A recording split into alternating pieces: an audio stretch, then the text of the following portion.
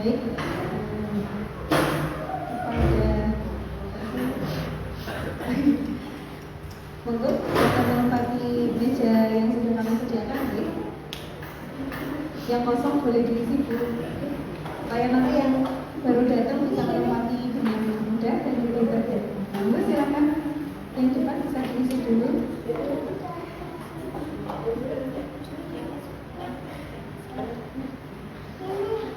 Kami tunggu 10 detik ya.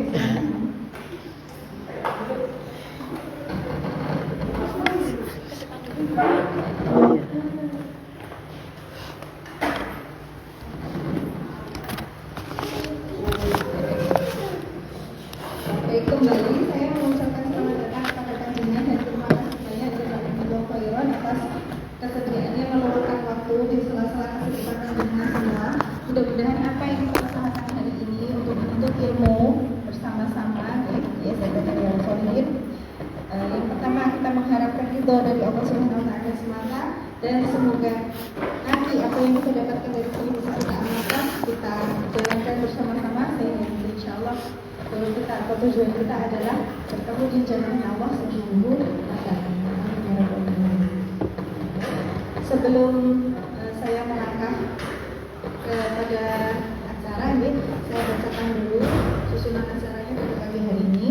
Yang pertama adalah pembukaan, yang kedua tausiah dari Bapak Ustadz Thomas tadi, yang ketiga tanya jawab, kemudian yang keempat ada informasi yang akan kami sampaikan nanti dari sekolah, kemudian yang kelima adalah penutup.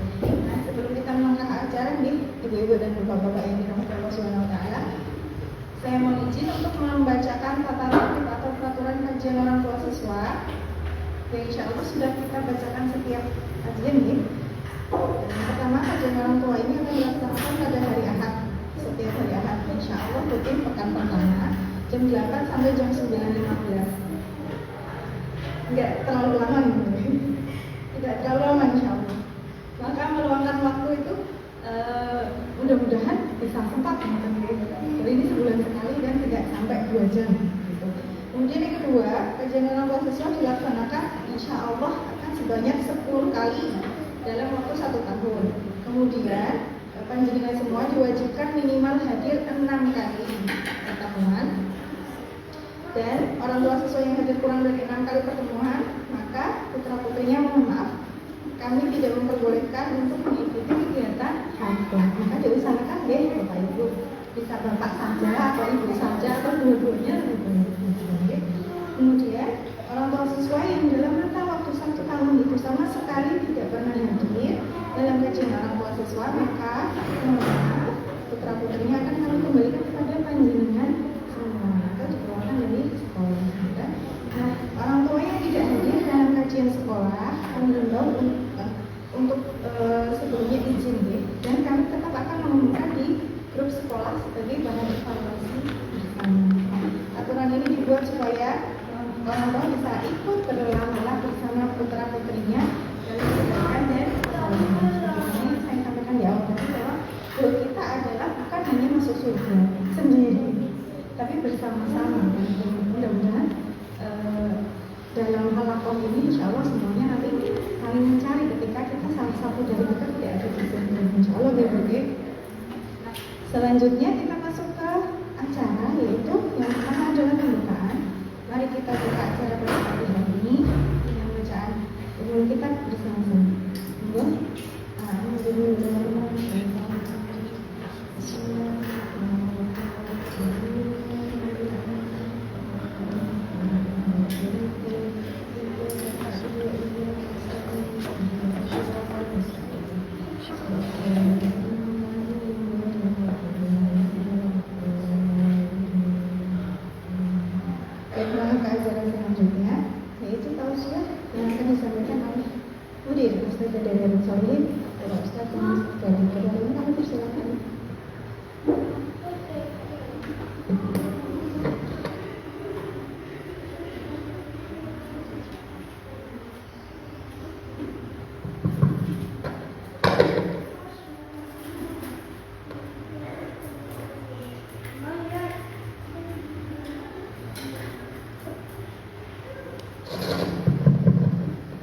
Bismillahirrahmanirrahim. Assalamualaikum warahmatullahi wabarakatuh. Alhamdulillah wa nasta'inu wa nastaghfiruh wa na'udzu billahi min shururi anfusina wa sayyiati a'malina. May yahdihillahu fala mudilla lahu wa man yudlil fala hadiya lahu. Asyhadu an la ilaha illallah wa la syarika lahu. Asyhadu anna Muhammadan abduhu wa rasuluh. Sallallahu ta'ala fil kitabil karim wa alihi wa sahbihi ajma'in. Berterima kasih kepada Allah wa utiya wa ومن يذكر رزقه من surah Al-Baqarah Al-Quran wa Muslim Sadri wa Sirri Mahri wa Al-Kitab Al-Sani Al-Quran. Bapak Ibu yang dimuliakan oleh Allah Subhanahu wa Ta'ala, yang kami cintai, alhamdulillah pada hari Ahad ini kita masih diberikan kesempatan untuk hadir di majelis ilmu. Salawat dan salam berkah dari Ustaz Muhammad SAW serta keluarga ini untuk kami dan cara berpikir istiqomah yang sudah beliau yang demikian. Sebagai mukhodimah Rasulullah bersabda itu, "Fatul jannah bil maqari, fatin nar bisahwat."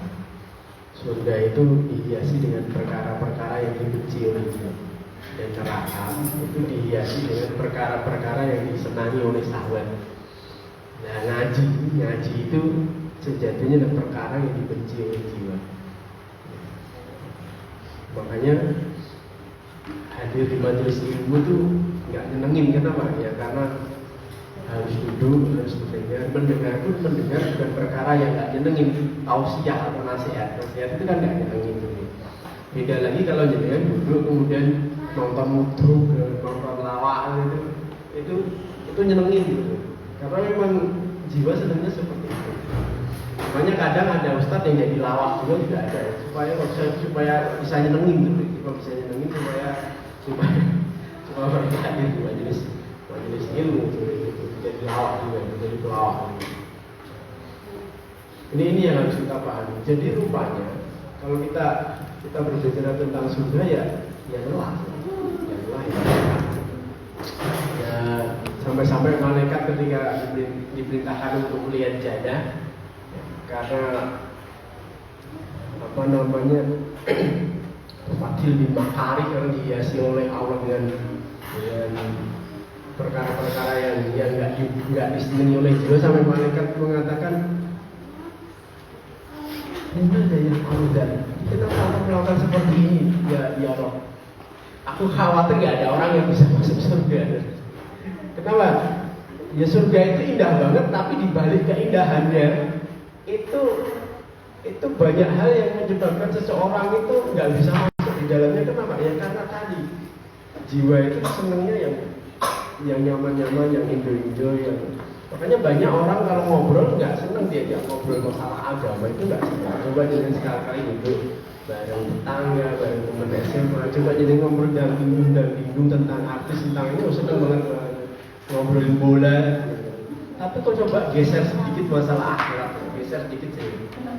Itu malas pasti, itu malas ngobrol masalah akhirat itu. Karena nggak nyenengin, Tapi yang jadi masalah, ya nggak nyenengin itulah yang menyebabkan seseorang itu masuk surga. Yang nggak nyenengin itu.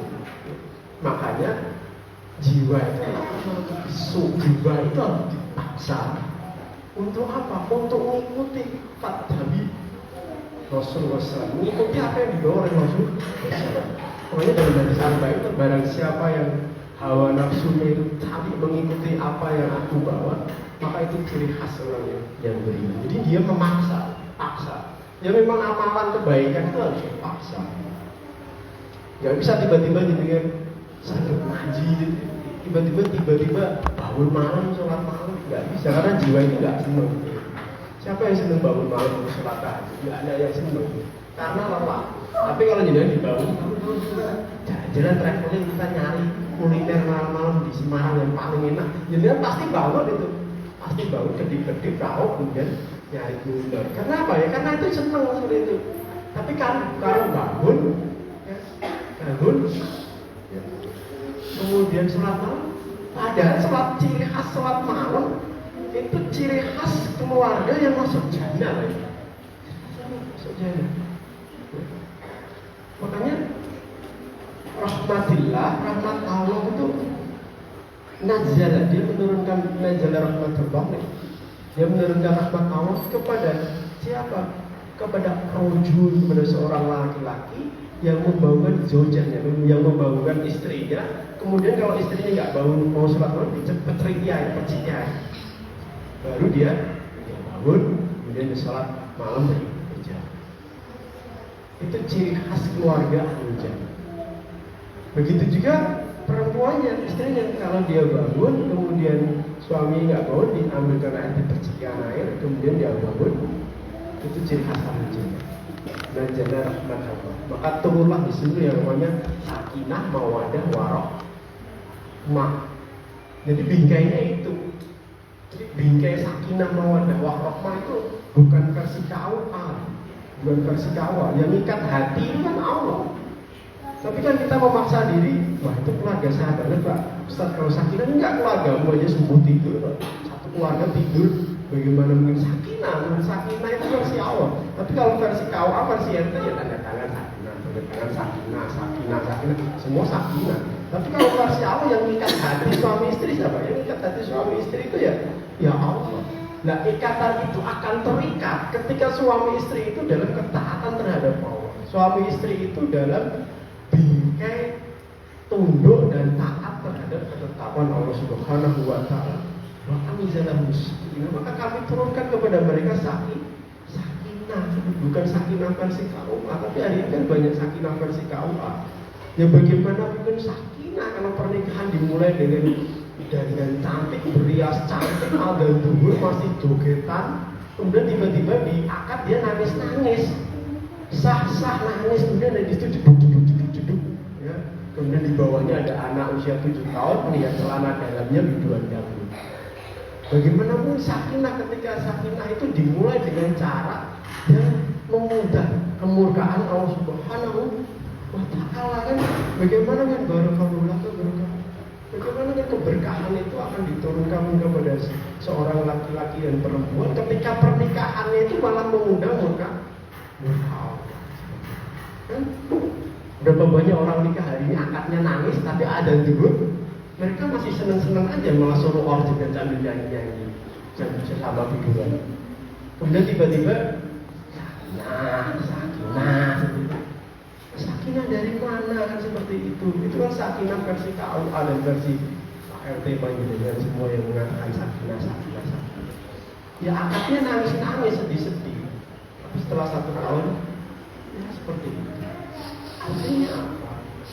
Ikatan itu harus dalam ikatan ketaatan terhadap Allah Subhanahu wa Ta'ala. Dan taat, tunduk terhadap aturan Allah itu memang perkara yang gak disenengin jiwa. Ya, kalau tunduk dan taat itu nyenengin, banyak orang masuk surga kan seperti itu. Tapi yang jadi masalah, kebanyakan orang tersyukur di dalam neraka. Bukan saya yang ngomong, Allah Subhanahu wa Ta'ala laqad dara'na li jahannam katsirun minal jinni wal insi.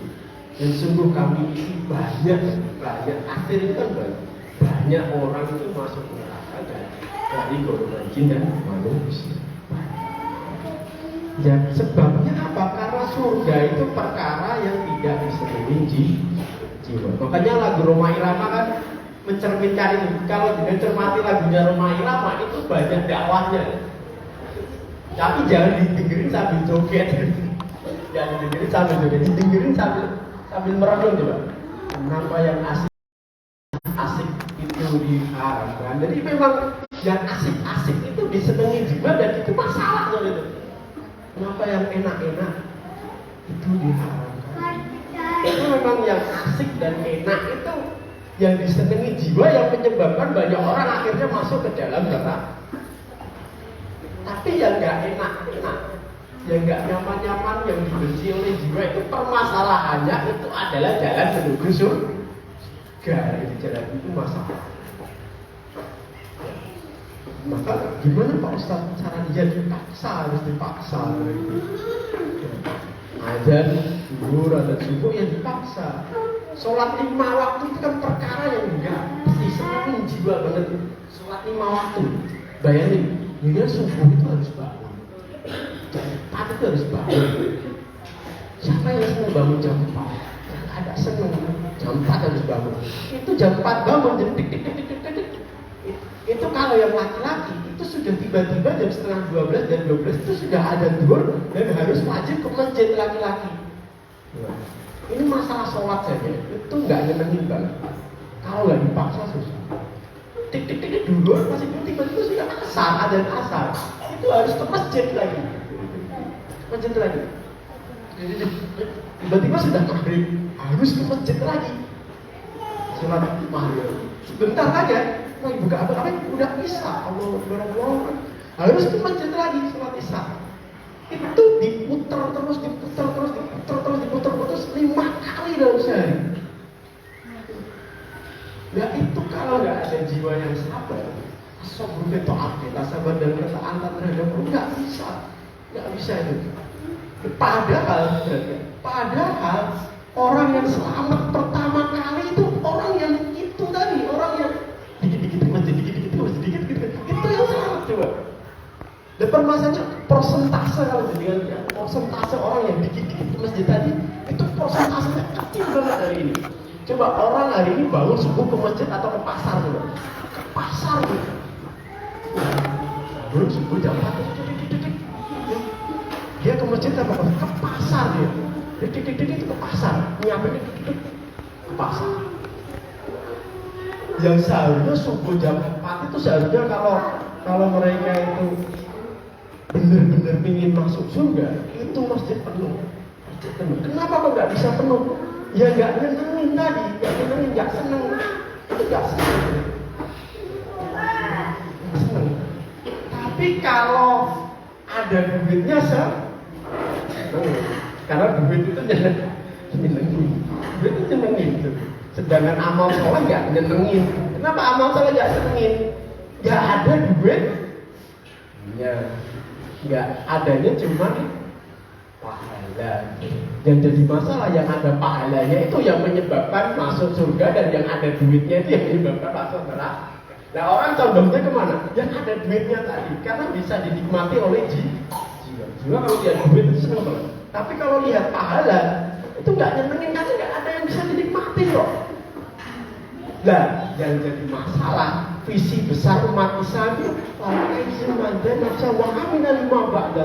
orang yang cerdas itu ya milih pahala, karena dia visinya itu ba'dal maut, kehidupan setelah mati. Itu visi besarnya. Visi besarnya orang Islam itu ya itu, visi besarnya itu ba'dal maut. Jadi yang dia tanam itu ya pahala, yang dia kerja ya itu. Saking dia kejar pahala terus itu ya nggak terlihat itu. Orang sekelilingnya mengatakan dia itu agak genep. Kalau dalam surat Al-Baqarah, wa idza qila lahum aminu kama amanan nas qalu anu'minu kama amanas sufaha ala innahum sufaha walakin la ya'lamun. Dan apabila dikatakan kepada mereka berimanlah sebagaimana Rasulullah dan para sahabat beriman, kalau anu'minu kama amanas sufaha, mereka mengatakan, apakah kami akan beriman sebagaimana sufaha, orang-orang bodoh itu beriman. Ala innahum sufaha walakin la ya'lamun. Ingatlah kamu sing bodoh, tapi kamu tidak mengetahui. Kenapa kamu sing bodoh? Ya kamu orientasi hidupmu itu sempit banget. Orientasi hidupmu itu hanya besok makan apa, 10 tahun lagi, 20 tahun lagi. Padahal visi orang Islam itu ba'dal maut, setelah mati. Sedangkan visimu terendah banget. Nek wis mati ya wis bar. Padahal setelah mati, kematian itu menjadi bingkai kehidupan yang sangat panjang bagi seorang beri. Sedangkan orang yang irodahnya dunia mati itu ya selesai itu. Jadi mereka nggak nyiapin semuanya itu, karena mereka kalau saudaranya mati ya sudah aja, biasa aja, nggak ada yang setelah mati ya nggak ada kepikiran, itu nggak ada. Ya mati ya selesai, adiknya mati, anaknya mati ya nangisnya sebentar. Tapi nggak kepikiran kalau aku mati setelah ini apa ini, nggak kepikiran. Padahal setelah mati itu sejatinya kehidupan yang sangat panjang yang harus disiapkan di dunia. Ya disiapkan di dunia. Nah, orang yang menyiapkan amal di dunia untuk kehidupan setelah kematian itu nggak bisa dicerna oleh orang-orang yang tujuan hidupnya dunia, nggak bisa dicerna, dia itu nggak klik sampai mengatakan bodoh. Kenapa? Ya setiap kepayangan itu harus ada duitnya kan? Jenengan lelah harus duit-duitnya. Ya orang yang punya iroda akhirat, setiap lelah dan payahnya itu dapatnya cuma pahala dan dia rela untuk itu. Dia rela untuk itu. Dan itu nggak bisa klik dengan orang-orang yang punya iroda dunia. Karena lelah mereka harus ada bayarannya dulu. Paham nggak sampai sini? Ya aku nggak ngaji, kalau balasannya apa? Nggak ada benda. Ya dia nggak itu. Jadi orientasinya sempit aja itu. Makan 10 tahun besok makan. Maka kita harus mulai menanamkan terutama usia-usia yang sudah masuk 40. Bahwa kita itu orientasi kita itu tadi Pak, dalam setelah aku mati. Maka saya kemarin menyampaikan ke kajian ibu ini. Sholat itu kebutuhan pokok atau enggak? Makan atau sholat kebutuhan pokok? Kebutuhan pokok hari ini makan atau sholat bu? Tapi kebanyakan orang hari ini kebutuhan pokok ya makan gitu. Jadi pokoknya yang penting bisa makan. Sholat ya sholat, yang penting aku makan. Padahal sebenarnya sejatinya kebutuhan pokok itu kita itu sholat. Jadi entah itu lapar, entah itu nggak bisa makan, yang penting sholat. Kebutuhan pokok kita itu sholat.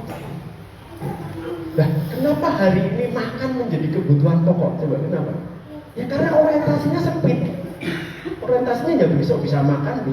Karena apa? Ya karena kalau nggak makan itu bisa makan. Kalau nggak sholat nggak apa? Nggak apa kan itu?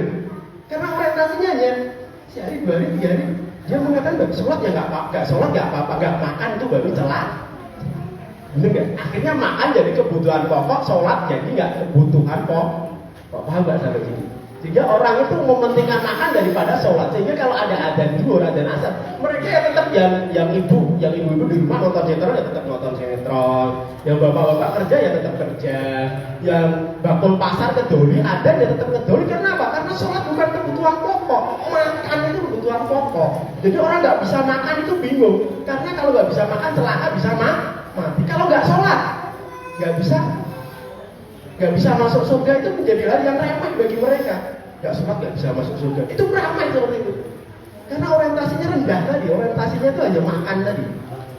Padahal Rasul mengatakan inna awwala ma yuhasabu bil abdi yaumil qiyamah min amali sholat. Sesungguhnya amal yang pertama kali dihisab oleh Allah itu yang selamat pertama kali orang yang bukan masalah dengan bisa makan atau punya duit. Yang selamat pertama kali orang yang punya sholat. Faedah sholat, kalau sholatnya baik, maka perjalanannya akhirat baik. Faedah fasad, dan kalau sholatmu buruk, ya, maka kamu akan celaka. Dan celaka setelah mati ini hari ini yang nggak menjadi orientasi tujuan hidup kebanyakan celakanya itu aja nggak bisa makan dan, itu rendah banget itu, rendah. Gara-gara nggak bisa makan nggak sholat. Makanya kalau jenengan masih punya iman dan amal soleh, tapi jenengan itu pas-pasan, miskin, jenengan itu lebih keren dibandingkan orang yang kaya raya, tapi nggak punya iman dan amal soleh. Keren. Kenapa ya? Karena orang mati itu saya sering ulangi. Karena kalau orang mati itu pengennya bukan jadi sufi. Dia itu teriak-teriak di alam kubur, Pak Haji dan amal soleh. Karena aku keduanya 1 hari saja supaya aku bisa beramal soleh. Wah, aku minat soleh dan aku menjadi orang soleh. Keren aja itu masih punya iman dan amal soleh. Karena malaikat itu nggak bisa disuap dengan duit. Maka kalau hari ini dia masih punya iman dan amal soleh, itu pegang kuat. Itu rezeki yang sangat besar yang hari ini nggak disyukuri. Ya Allah, aku sudah sholat duha terus, kenapa aku nggak beri aku duit rezeki? Lah sholat duhamu tiap hari itu rezeki yang menyelamatkanmu di akhirat, tapi kamu menyepelekan itu. Maka ulama mengatakan man utiyal Quran farawa anahuin utiyah khairam minhu faqad istasbiru ma'adullah. Barang siapa diberikan nikmat Al-Quran, nikmat amal soleh, kemudian dia menyangka bahwa ada orang yang lebih mulia dari dirinya, lebih nikmat dari dirinya, faqad istasbiru, maka dia telah mengecilkan apa yang diagungkan oleh Allah Subhanahu wa Ta'ala. Dan hari ini kita menyepelekan itu. Kita lebih memilih menukar sholat duha kita mesum sama Allah karena nggak dikasih duit. Sholat duha terus nggak dikasih duit. Akhirnya sholat duhanya ditinggali. Dia memilih rezeki yang rendah banget di sisi Allah. Apa itu? Duit. Dia untuk bisa makan duit. Padahal sholat duhanya tiap hari itu rezeki yang tidak diberikan oleh hamba-hamba yang dipilih oleh Allah Subhanahu wa Ta'ala. Kan dengan punya iman amal soleh itu syukuri pegang kuat-kuat. Jangan senantiasa mengatakan Allah nggak adil, Allah nggak adil. Kalau nggak adil tiba-tiba jadi nggak punya iman dan amal soleh, tapi jadi sugih pilih mana coba? Tiba-tiba jadi sugih tapi nggak punya iman dan amal soleh. Saya ceritakan hadis tentang celupan neraka. Di Utia min ahli dunia, didatangkan orang ahli dunia dan dia diberi nikmat yang sangat besar di dunia, tapi wahwa min ahli neraka, tapi dia nggak punya iman dan amal soleh dan termasuk penduduk neraka. Kemudian apa? Yasbiku ilanna, dia itu dicelupkan saja, dicelup, jadi tahu celupkan. Dia itu nggak dimasukin ke dalam neraka, dia hanya dicelupin saja. Yasbiku siklokan itu artinya dicelupin, benar, dicelup tarik lagi. Dia selama hidupnya nggak pernah merasakan sengsara di dunia, tapi nggak punya iman dan amal, celupin ke dalam neraka, ditarik lagi sama yukolam, dikatakan padanya, dikatakan kepadanya, kalau khairan wa nikmat Allah, apa kamu pernah merasakan nikmat Allah dan kebaikan dan kenyamanan di dunia? Tiba-tiba dia mengatakan, oh wallah ya Rabb, mafi aula, aku nggak pernah ngerasain nikmat, aku sengsara terus, tidak ada kenikmatan aku di dunia. Bayangin, orang yang sugih, nggak punya iman dan amal soleh, celupin neraka saja. 60 tahun sugihnya itu dan berganti kesengsaraan di neraka, padahal celupan saja. Celupan saja. Dan pertanyaannya, bagaimana dengan kau yang dimasukkan ke dalam, masukkan ke dalam neraka? Milik mana coba? Milik mana coba? Milik sugih. Milik sugih terus soleh. Sugih. Wah itu susah. Tapi ada milik sugih soleh itu orang memang sugih soleh itu. Karena memang kalau sudah sugih, sudah soleh itu ya agak berat ngalahinnya. Ngalahin orang sugih soleh itu berat. Ya, kan ada. Makanya kalau ada orang sugih, orang soleh juga harus iri. Itu iri yang sunnah. Makanya gitok itu kan diperbolehkan kepada siapa? Ar-rajulu yu'til mal benar masuk apa? Kemudian dia diberi harta yang sangat banyak, kemudian dia menyedekahkannya. Itu kita patut iri pada dia. Dan itu iri yang sunnah, Makanya saya pernah bercerita kan, Ja'al fuqara al-muhajirin, datang orang-orang fakir dari muhajirin ila Rasulullah SAW, kepada Rasul. Kemudian dia ngomong sama ya Rasulullah, dahabat ahli dusur bidar jadi kuwa. Nah mungkin orang kaya itu senantiasa berada dalam derajat keutamaan ya Rasulullah. Kemudian Rasulullah mengatakan, wah mata, kenapa kok seperti itu? Ya gimana seperti itu? Yusalluna kama nusalli, mereka sholat, kami juga bisa sholat. Ya sumuna kama nasum, mereka puasa, kami bisa puasa. Nah ini yang kami nggak bisa deh.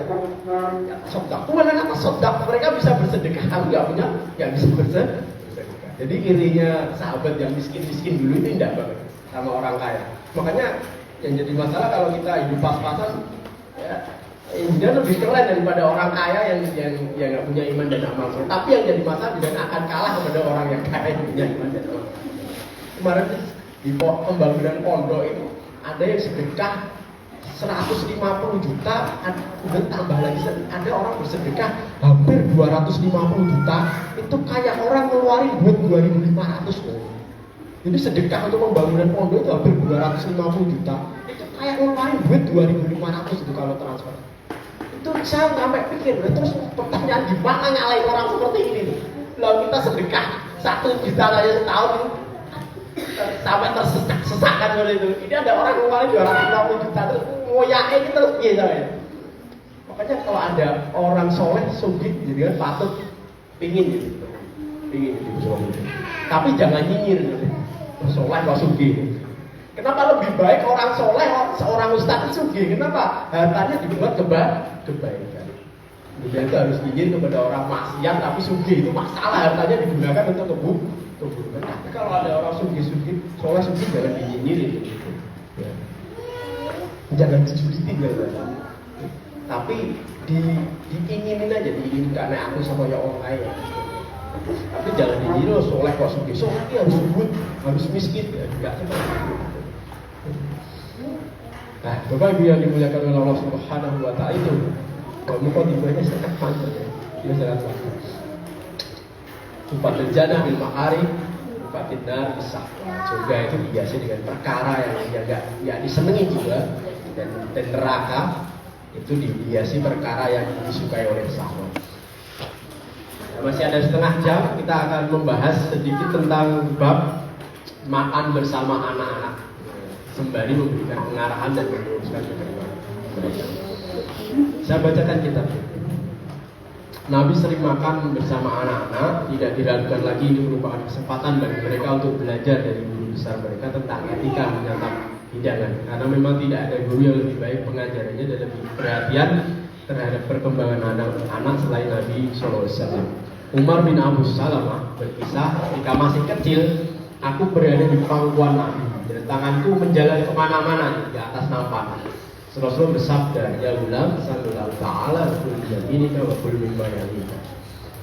Nah, maka sebutlah nama Allah, makanlah dengan tangan kananmu dan makanlah makanan yang ada di dekat denganmu. Maka senantiasa seperti itulah cara makanku sesudahnya. Perhatikan perkataan Umar bin Abu Salamah. Jadi dia pada itu masih anak-anak, kemudian ketika dia makan bareng Nabi, bareng anak-anak ada Nabi, dia makannya itu ya tadi nyomot sana pakai tangan kiri comot sana. Ya setelah itu Nabi memberikan nasihat tentang adab makan. Ya mulai bisa beliau taat. Ulbiyah ini kamu beribadah. Nah kalau kamu makan jangan langsung comot, baca Bismillah dulu. Habis baca Bismillah, makan dengan tangan kananmu. Habis makan dengan tangan kamu, jangan nyomot yang jauh-jauh sana, tapi makan yang paling dekat dengan diri. Dan kemudian setelah Rasulullah memberikan nasihat, Umar bin Abu Salamah ini bersaksi, "Famazalat tilka qa'mati ba'da." Setelah Rasulullah menasihati diriku, maka senantiasa aku makan dengan cara seperti itu. Berarti nasihat Rasulullah itu kan efektif banget. Jadi ketika dia menyampaikan, itu langsung maklik kepada hati seorang anak, maklik langsung anak itu terngiang, sehingga dia apa? Sehingga senantiasa makannya itu sebagaimana yang Rasulullah ajarkan. Dan kenapa kok nasihat Rasulullah itu begitu efektif terhadap seorang anak? Makanya ulama memberi gambaran kenapa nasihat Rasulullah itu begitu efektif. Yang pertama, nasihat Rasulullah itu disampaikan dengan hikmah dan mau'izah hasanah. Makanya kan ada ayatnya, untuk ila sabili Rabbi hikmah dan mau'izah, serulah manusia ke jalan Tuhanmu dengan hikmah dan mau'izah hasanah. Nah, apa itu hikmah? Kita kaji sebentar. Apa itu hikmah sehingga perkataan Rasulullah itu bijak sehingga ketika disampaikan itu anak langsung kenal gitu. Sehingga langsung terdekat gitu. Sehingga langsung mengatakan famazalatil qa'mati ba'da. Setelah itu aku makanku ya seperti itu terus, enggak pernah berubah. Kan ini salah dia. Rupanya hikmah itu, al-hikmah menurut cara pandang ulama, isobatul haq bila ilmi wal aql. Hikmah itu menyampaikan kebenaran ya, dengan ilmu dan pemahaman yang sangat mendalam itu. Jadi orang tua itu kalau ingin kata-katanya bijak, mengandung hikmah, ya dimulai dengan ilmu dan pemahaman yang mendalam. Kalau nggak bisa hadir di majelis ilmu, ya nggak mungkin orang tua itu tiba-tiba dapat wangsit mengeluarkan kata-kata hikmah, ya nggak mungkin lah. Hikmah itu isobatul haq bila ilmi wal aql. Jadi penyampaian kebenaran dengan ilmu dan pemahaman yang mendalam. Maka dituntut orang tua itu untuk hadir di majelis ilmu, ngaji, memiliki ilmu sehingga nasihat itu menjadi efektif dan berkesan bagi putra putri.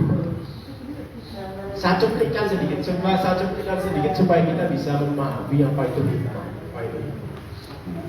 Nah, perkataan bijak dari Rasulullah ini dikeluarkan dalam bab hadis mengenai 7.000 orang yang masuk ke dalam surga tanpa hisab.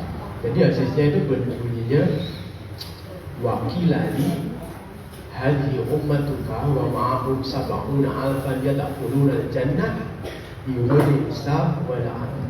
Jadi dikatakan kepada wahai sahabatku, kelak itu akan datang umatku bersama ibu sekitar 7.000 orang yadkhulul jannah bighayri hisab. Masuk surga tanpa hisab wa la adab. Tanpa harus diajak dulu ke neraka. Dan juga nggak bisa langsung masuk. Kalau sampai nggak dihitung kamu sholatnya berapa, enggak. Dia melewati semua itu, tiba-tiba masuk surga bersama Rasul. Jumlahnya berapa? 7.000. Kemudian ada seorang sahabat bernama Uqasyah. Faqala Uqasyah ibnu Mihsan, faqala ud'u Allah ayyaj'alani minhum. Ya Rasulullah, berdoalah kepada Allah supaya aku itu termasuk yang 7.000 itu. Tentang 7.000 itu yang masuk surga tanpa hisab, tanpa azab. Kemudian Rasulullah berkata, "Faqala anta minhum." Kamu wahai Uqasyah, kamu bagian dari itu. Kemudian faqala rajul ajur. Kemudian ada laki-laki yang lain, dia itu berdiri kemudian berkata, "Faqala Allah ayyaj'alani minhum." Dia berdiri laki-laki kemudian juga minta sama kayak Uqasyah tadi. Dia Rasulullah doakan aku supaya aku termasuk 7.000 yang itu. Sama kayak Uqasyah, tahu nggak maksudnya? Uqasyah nggak berdiri, tiba-tiba ada orang yang berdiri lagi, tapi namanya nggak disebutin. Berdiri lagi minta apa? Rasulullah supaya aku sama kayak Uqasyah masuk surga dari 7.000 golongan itu. Kemudian Rasulullah mengucapkan jawaban yang hikmah banget. Apa jawabannya? Faqala sabaqa biha Uqasyah. Maaf ya, kamu sudah didahului Uqasyah. Coba perhatikan, ini hikmah. Ya, Rasulullah nggak mengatakan kamu bukan dari bagian dari mereka. Itu nyakiti banget kan itu. Wa'an kalau minum, kamu nggak bagian dari mereka. Kamu banyak dosanya nggak masuk surga. Kamu banyak maksiat bukan bagian dari 7.000. Tapi Rasulullah mengatakan apa? Sabaqa biha Uqasyah. Kamu didahului oleh Uqasyah. Paham gak sampai sini Bu? Ini namanya hikmah. Hikmah. Lah, ucapan spontan yang disampaikan oleh Rasulullah itu nggak bisa didapat tanpa ilmu dan pemahaman yang mendalam sehingga tiba-tiba keluar kata hikmah itu. Nggak bisa. Dia sebagai orang tua tiba-tiba mengucapkan kata yang penuh hikmah sebagaimana Rasulullah, nggak bisa kalau nggak hadir di majelis ilmu dengan pemahaman yang mendalam.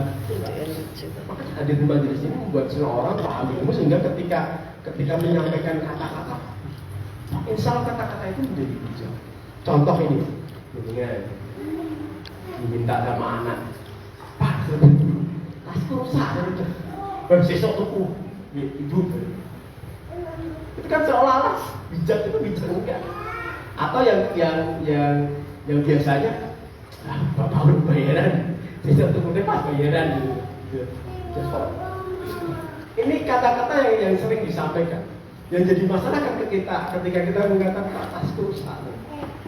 Terus kamu boleh suatu menang aku, suatu menang seolah-olah apa? Seolah-olah kita itu coba sebelum saya jawab. Kalau ada anak yang minta seperti itu, dia biasanya jawab apa sih? Pak, tas rusak. Ada jawabannya.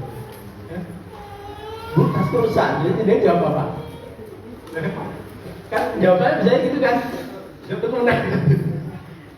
Sebenarnya jawabannya itu ada dalam kitab Hadis Arba'in nomor 19 yang dikaji anak-anak jadian. Anak jadian hafal, terutama yang kelas 2 itu. Apa jawabannya Pak Ustaz?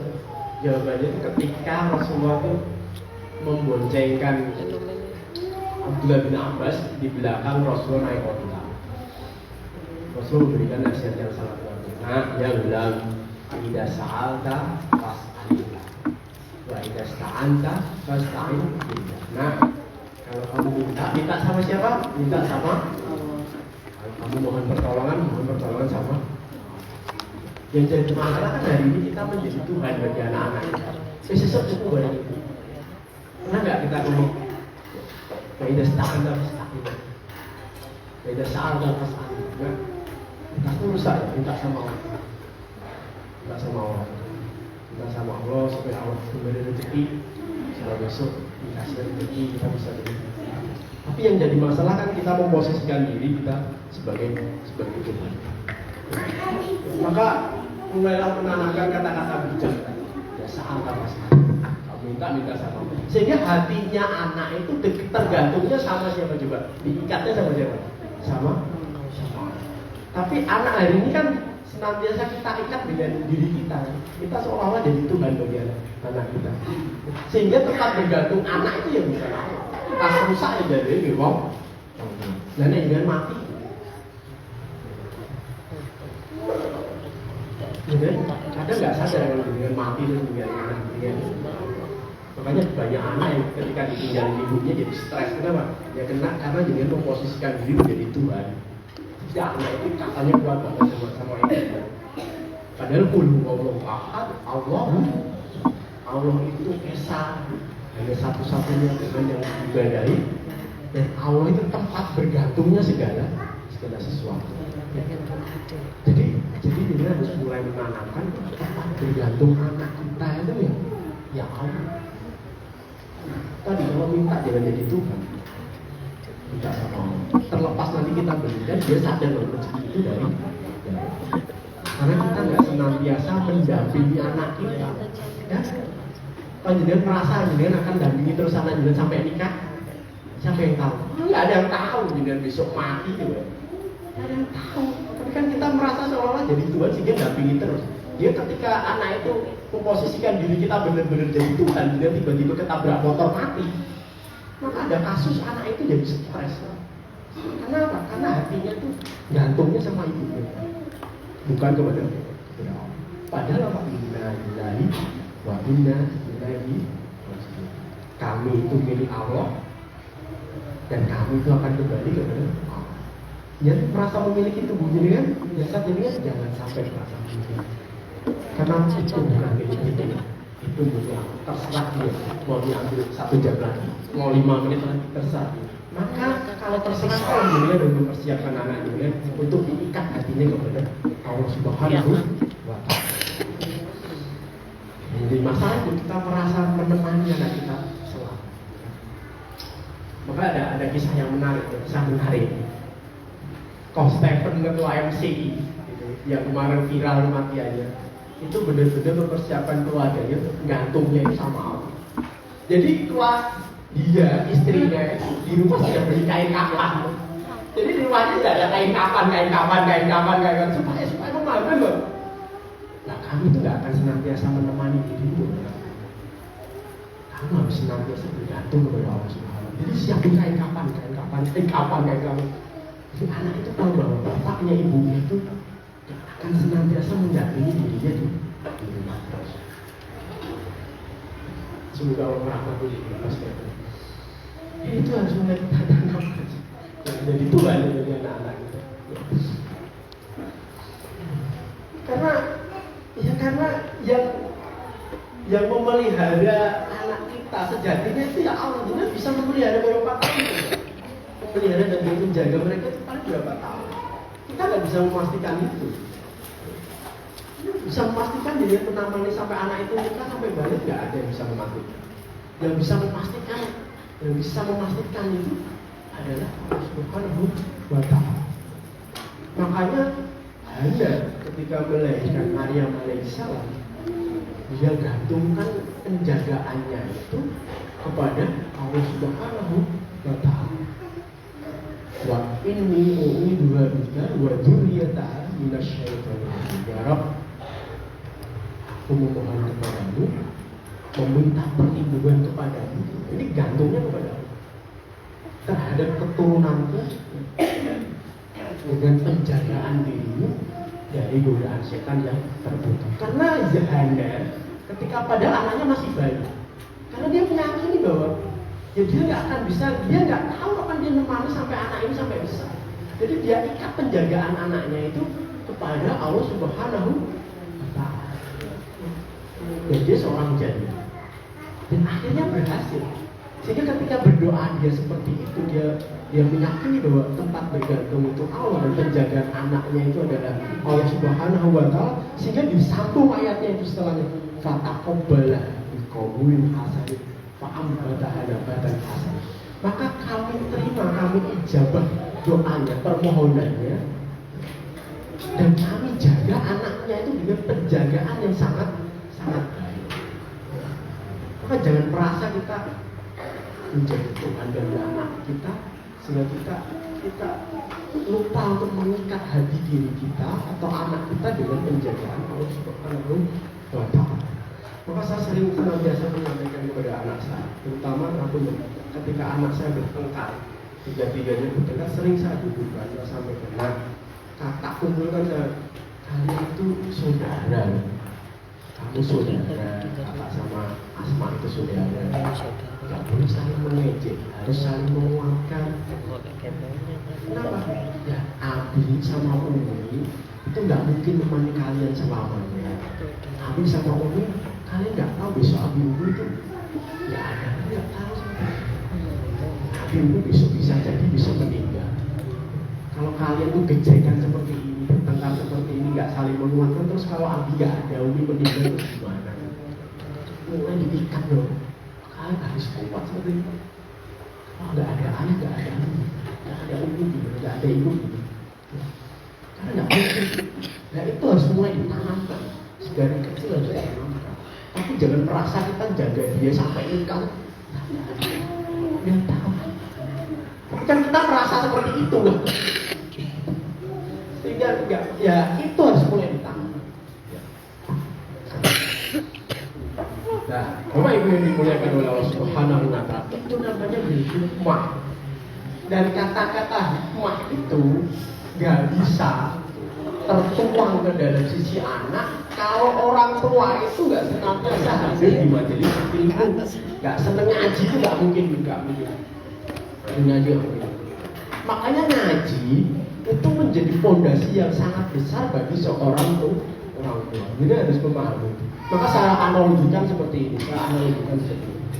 Suatu saat dia dikasih bibit lele 100 juta dalam bentuk bibit lele. Kemarin saya jadikan 100. Dan dia tiba-tiba dikasih orang 100 juta nih, tapi dalam bentuk bibit lele. Bibit lele. Pertama kali apa yang jenengan lakukan? Dulu saya pernah menyampaikan ini, ada yang menyampaikan saya nyari lahan kolam tuh Pak Ustadz, saya masukkan lelenya di situ. Ya saya itu tuh Pak Ustadz nyari beli pakan lele itu. Ya salah lah, semuanya salah. Ketika dia dipasrai bibit lele 100 juta dalam bentuk lele, otomatis jenengan harus belajar menjadi peternak lele yang handal kan? Baca buku, hadir di seminar-seminar. Supaya apa? Supaya bisa memelihara dan menjaga lele itu. Nah kalau dia nekat membesarkan dan menjaga bibit lele itu tanpa ilmu, apa yang terjadi? Lelenya mati semua pasti. Karena nggak tahu ilmunya. Nah, kalau bibit lele aja dalam menjaga dan memeliharanya dia sampai besar itu butuh ilmu.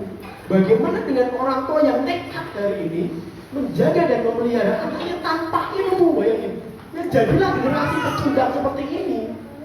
Itu kenapa dia orang tua yang nekat tadi, nekat menikah. Kamu udah punya kan? Orang tua biasanya kalau tanya laki-laki, kamu udah kerja mas mapan? Ya sudah bungkus nikah. Kamu nikah? Ya saya nikah karena suka makan bakso, suka nonton terus nikah.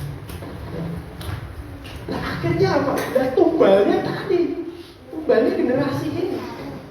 Yang jadi tumbal itu generasi ini. Sehingga ada generasi stroberi, generasi yang dikit-dikit healing, dikit-dikit dikasih ibtilah hanya sudah putus asa sehingga mati. Kemarin di USM itu terjun dari pantai berapa itu? Bunuh diri. Kemudian di Tembalang terjun dari apartemen itu usia generasi yang seharusnya menjadi generasi yang solid. tapi menjadi generasi yang rapuh. Kenapa? Karena orang tua yang nekat tadi, besarkan orang tua tanpa, membesarkan anaknya tanpa ilmu. Lalu lele aja, itu harus dijaga dan dipelihara dengan ilmu. Kita nekat banget itu. Terus penting kasih makan, kasih makan, kasih pakaian, dan selesai. Saya kalau ingat kasih makan, kasih pakaian itu teringat hadis yang sangat masyhur. Saya cuplikan lagi. Ada anak yang teriak-teriak di dalam neraka itu. Bapaknya ahli ibadah, tapi ya tadi nggak punya ilmu dalam mendidik anak. Padahal bapaknya ahli ibadah, tapi nggak punya ilmu. Ya definisi mendidik itu yang ngasih makan, ngasih pakaian. Sudah selesai, ngasih makan, ngasih pakaian, berarti saya sudah mendidik. Tiba-tiba anaknya teriak-teriak di dalam neraka. Dan 10 jannah, lagi 10 gajah. Jangan masukkan dia ke dalam surga. Jangan masukkan dia ke dalam surga. Padahal bapaknya sendiri. Ya Allah, gimana? Kenapa? Ya karena dia nggak pantas masuk surga. Ya kenapa? Bapaknya terjawab. Ya kenapa? Kau kan sudah ngasih pakaian kamu, sudah ngasih makan kamu. Dan mendidik itu hari ini gitu, ngasih pakaian, ngasih makan itu. Kemudian anaknya mengotot enggak. Uskut anak kamu itu diam ketika aku berbuat maksiat. Kamu sibuk dengan ibadah. Jadi kamu gak pantas masuk surga. Bapaknya itu sudah langkah sini sudah ke surga. Kemudian apa yang diperintahkan Allah kepada malaikat? Sungkurkan wajah bapaknya bersama anaknya di dalam neraka. Sungkur itu bapaknya di dalam neraka sama anaknya. Lalu ibadah. Pertanyaannya, kalau ibadah saja masuk neraka gara-gara masa bodoh dengan pendidikan anaknya, bagaimana dengan orang yang sibuk dengan dunia hari ini? Ini sibuknya ibadah loh. Tapi orientasi didik itu yang ngasih makan sama ngasih pakaian tadi. Dan pertanyaannya, bagaimana dengan sibuknya itu golek duit? Wah, ibadah aja masalah. Dan ini selaras banget dengan hadis tentang ar-rajul, 3 golongan yang nggak bisa masuk surga dan mencium saja bau surga itu nggak bisa. Siapa yang Rasul 3 golongan? Salah satunya ar-rajul, dari laki-laki yang dari semua ada yang dari Rasul. Dan itu alladzi yuqiru fi aqlil seorang ayah, seorang laki-laki yang ketika melihat kemaksiatan di dalam keluarga, lisannya diem nggak lakuin apa-apa. Masa bodoh, penting aku boleh duit, penting aku ngasih makan, penting aku ngasih pakaian, sudah selesai itu tugasku. Dan lihat aku jannah, nggak bisa masuk surga walaupun hanya mencium baunya saja. Kalau pendidik orang tua hari ini modelnya seperti itu semua. Karena nekat jadi ayah, nekat jadi ibu, nekat jadi ayah, nekat jadi hadir sebagai ibu. Anak perempuannya dibawa orangnya diam saja, anak perempuannya nggak pakai jilbab dia diam saja, anaknya nggak sholat dia diam saja, anaknya nggak baca Al-Quran dia diam saja, anaknya joget TikTok dia diam semua diam. Yang penting aku masih makan, yang penting aku masih pakaian, selesai udah. Yang penting balik pulang capek aku tidur, besok kerja lagi capek tidur lagi. Anaknya dibawa laki-laki ya masa bodoh. Yang penting laki-lakinya mapan, punya mobil dan nikah. Nggak tahu laki-lakinya kayak Fir'aun, nggak tahu. Yang penting kan seperti itu kan. Nah akhirnya seperti lingkaran setan juga. Ya terus melahirkan generasi seperti itu, terus seperti itu. Maka di sini kenapa jangan hadir tiap bulan sekali, supaya visi misi kita itu sama. Jangan anak itu jangan jadikan tumbal dengan kenekatan, jangan jadi orang tua. Kasihan saya yang enggak orang tuanya saja kasihan, saya enggak orang tuanya saja itu kasihan. Kadang kami yang sebagai pengajar melihat kondisi anak, ya saya paham kondisinya, paham anak ini seperti itu. Dan berapa banyak lantunan doa yang senantiasa kami panjat untuk siapa? Untuk generasi Islam, untuk putra-putra kamu, putra dengan itu putra kamu. Cuma perbedaan saja. Yang melahirkan kami nggak melahirkan. Bedanya kalau kami semangat banget, kalau pengajar semangat banget, sampai 1 hari bayangin, guru di sini tuh ngajar anak jadi 2 jam atau 4 jam sehari.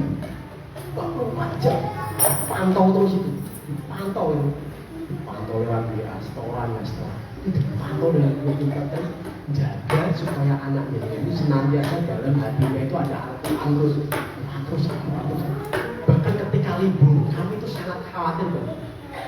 Dan kalau hari ini libur besok 2 minggu tanpa apa-apa, dalam hati kami senang.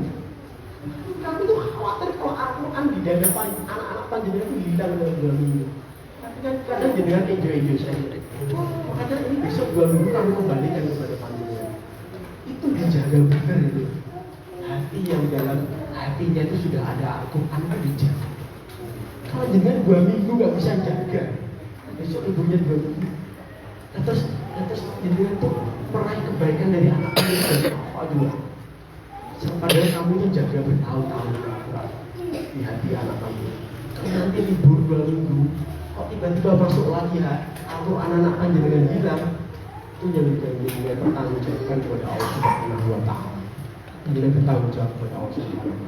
Kalau kami tidak kembali selama 2 minggu, kalau jenengan nggak bisa jaga, balik 2 minggu hilang, Allah ini itu berdosa sama Allah Subhanahu. Karena bakalan jadi kasih amanah Al-Quran di sisi panjenengan, jenengan nggak jaga. Padahal kami senantiasa jaga itu bertahun-tahun, tapi jenengan malah dulu nggak menjaga, itu terserah panjenengan. Nah itu kami khawatir banget itu. Kami 2 minggu khawatir banget. Maka sekali lagi, dan itu terakhir dari 9. Karena itu amanah, jaga baik-baik. Karena kami panjenengan senantiasa meminta anak untuk amanah aja. Jangan amanah itu dibuat main-main ya masih pakaian itu sudah mendidik sangat besar. Nah itu yang dapat kami sampaikan, semoga bisa menjadi dua pembelajaran bagi kita. Sekali lagi saya bukan menggurui, sekali lagi kami bukan menggurui, tapi ini bentuk kecintaan kami sebagai orang tua dan kecintaan kami anak-anak penjaringan supaya apa? Harapannya itu simpel saja, kita itu bisa bermajelis ilmu kembali di surganya Allah Subhanahu wa Ta'ala. Kita bisa bersenyum kembali di surga Allah. Karena misi besar kita kan itu. Misi besar kita itu bukan pendidikan yang gondolan, yang sedikit-sedikit bayar, dikit-dikit bayar. Enggak, bahkan di sini ada yang nggak bayar, ada yang semuanya biasa aja nih. Karena misi besar kita bukan untuk itu. Misi besar kita itu nanti kita semua bisa masuk surga. Misi besar kita. Ada yang berkenan saya berdoa yang sebesar-besarnya, kalau ada kebaikan dan bagian Allah Subhanahu wa Ta'ala, kembalikan ke pembawa acara. Akhirul kalam, assalamualaikum warahmatullahi wabarakatuh.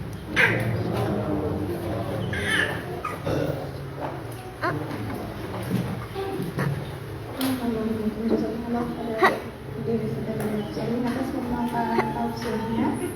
Kemudian masuk ke acara kita itu tanya jawab. Panjenengan bagi yang mau bertanya, silakan angkat tangan.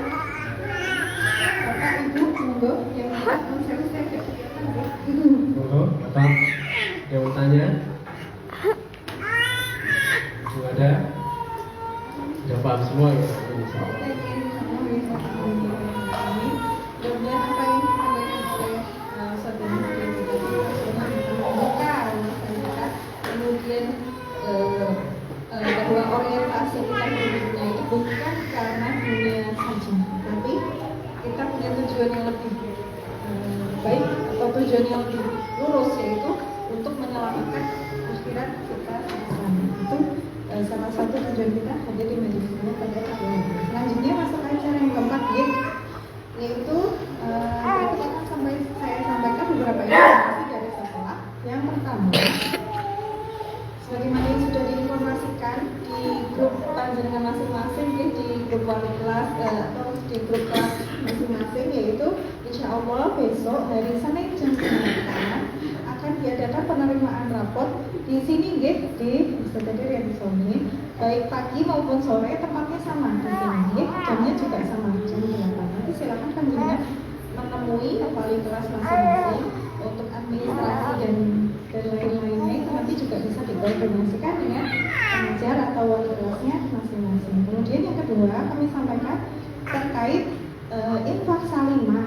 Infak salimah sebetulnya kalau misalkan panjenengan sudah masuk di infak salimah itu kita Ananda setiap bulan mengumpulkan infak salimah. Nah ini untuk memperluas jaringan infak salimah ini ya Bapak Ibu, bagi panjenengan yang ngersake barangkali keluarganya ada yang mau diajak infak salimah itu minimal lah kalau misalkan panjenengan habis belanja ada kembalian nih 1.000 klinting gitu, silakan dimasukkan kan misalkan. Nah panjenengan nanti bisa mengajak saudara, tetangga atau barangkali siapa. Nah bagi panjenengan yang kira-kira sudah oh ini ada tetangga saya yang kira-kira mau diikut gitu, silakan panjenengan nanti mendaftar di bawah nih. Untuk pengumpulannya nanti bisa dikoordinasikan dengan petugas yang di bawah atau di bawah ketika panjenengan berangkat taklim seperti ini. Maka gitu Bapak Ibu yang dimatuhi Allah Taala. Nanti bagaimana bagi yang berkenan untuk mendaftarkan salimah, silakan menghubungi petugas salimah, ustazah ada yang di bawah. Oke. Baik, demikian yang dapat kami sampaikan. Kemudian rangkaian acara yang selanjutnya yaitu penutup. Mari kita tutup acara pada pagi hari ini dengan bacaan doa kafaratul majelis.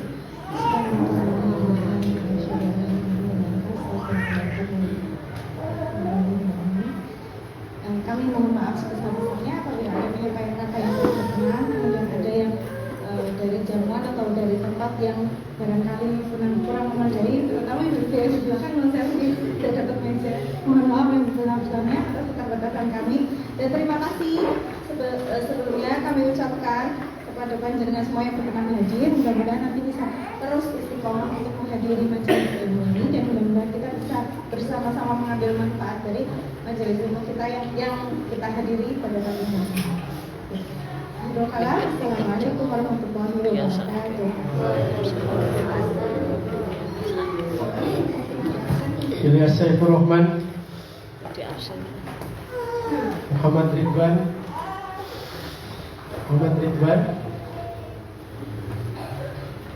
Salahuddin Al-Ayubi, Safa Alimul Zaidah, Hamzah Amir Sahid, Hanania Harum Hamsari, Muhammad Azam, Uwais Al-Qarni,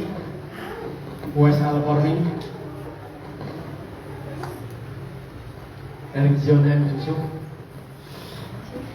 Muhammad Jihad, Najwa Nur Wulandari, Muhammad Hamid Hamzah,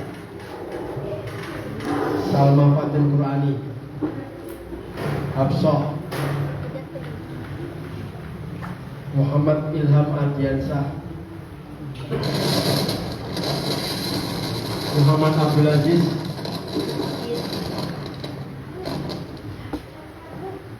Azafan Baskara, Abdul Hafiz Khairi Rojab, Raihan Yusuf Samsudin, Hafiz Rizki Zaidan, Fatimah Zahra, Muhammad Bilal, Miftahul Huda, Ibrahim,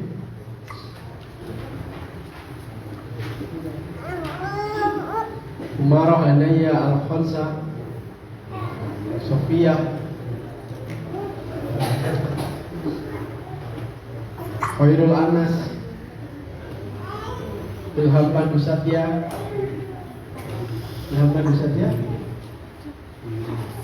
Abdullah Azam D, Abdullah Azam S, Aisyah Usaibah, Aisyah Akila Danes Indonesia, Bilal Abdusuk, Ergah Murjana, Raisa Nirmala Otonomo, Aisyah Tias, Ergiza Maulana Dayat, Sania Ajibah, Nadia Putri Pavita, Muhammad Zaki, Faris Nopal Pratama, Raisa Laila Fitri Safia, Aisyah Citra,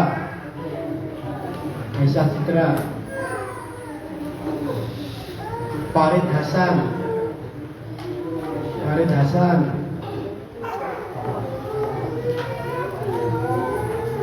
Alia Asnawi Bowo, Faida Naila Arifin, Naila Fauzia, Iya ada. Kafila,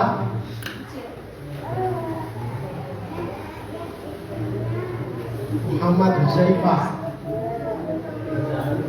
Muhammad Devan,